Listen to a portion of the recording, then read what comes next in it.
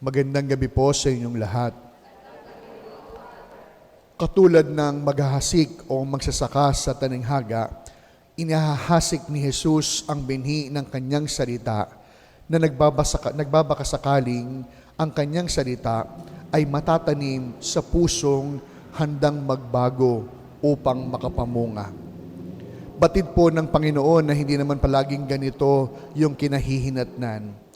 Ilan ba sa atin na pakiramdam natin parang nag-aaksaya lang tayo ng laway? Parang nauubos lang yung ating panahon at lakas. Bakit? Walang ayaw makinig. Hindi ibig na maniwala sa ating ipinapahayag. Dahil dito, nakakaramdam po tayo ng pagkabigo. At tila baga pakiramdam natin pagkasayang ng ating pagsusumikap. Ang ebanghelyo natin ngayong gabi ay isang halimbawa kung paanong patuloy tayong magsusumikap, kung paanong patuloy tayong magpapagod sa misyon ng pagpapalaganap ng salita ng Diyos sa kabila ng tila baga pagkabigo at pagolang bahala ng kapwa. Alam niyo sa mga nakalipas na kwento sa ebanghelyo, nasaksihan po natin yung iba't ibang pakikitungo ng mga tao kay Jesus. Hindi ba't ng isang araw, napag-isipan pa siyang sa dyablo galing ang kanyang kapangyarihan. Subalit, malinaw po sa atin kung paanong tumutugon ang Panginoon.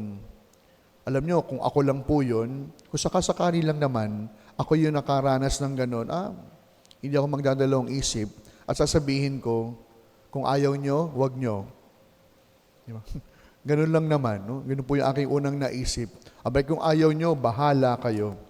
Pero iba si Jesus, salamat na lang, hindi ko kagaya ang Panginoon, sapagkat ang talinghaga na ating napakinggan ay siyang patunay kung paano tugunin ang mga ganitong pagkakataon. Ginamit ang halimbawa ng kanyang sinabi sa bandang dulo at ano ang paalala ni Jesus? Ang may pandinig, makinig. Ipinahayag ang mahalagang gampanin ng pakikinig. Ito ay ang magkaroon ng mas malalim na ugnayan sa Diyos Ama at kay Jesus.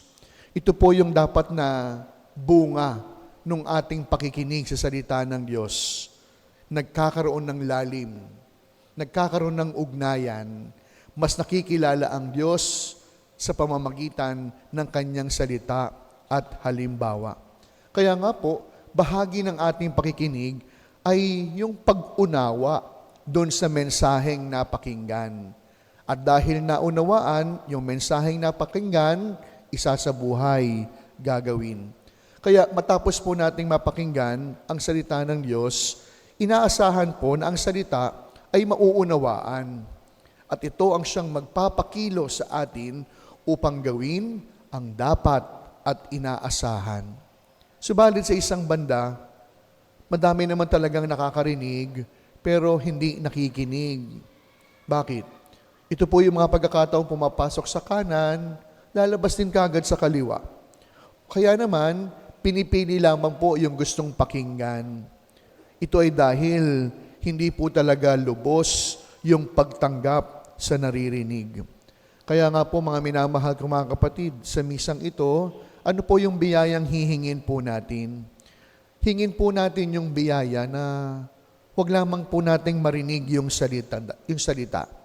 Kundi hingin natin yung biyaya, ito'y mapakinggan din. Na matapos pumasok sa ating mga tenga, yung napakinggan, didiretso sa kalooban. Nang sa gayon, yung napakinggan na dumiretso sa kalooban, mauunawaan. At ang bawat salita ng Diyos na naunawaan ay magiging bahagi ng pang-araw-araw na pamumuhay. Kaya sa pagpapatuloy po ng ating pagdiriwang, yung punawa ang ating maging pamantayan ng ating bawat pagsisimba, hindi lamang basta pakikinig, kundi paglalim din ng ugnayan natin sa Diyos. At dahil lumalim yung ugnayan, yung salita ng Diyos, mauunawaan. At dahil ating naunawaan, ang ating napakinggan, ito'y magiging bahagi ng pang-araw-araw na pamumuhay. Amen.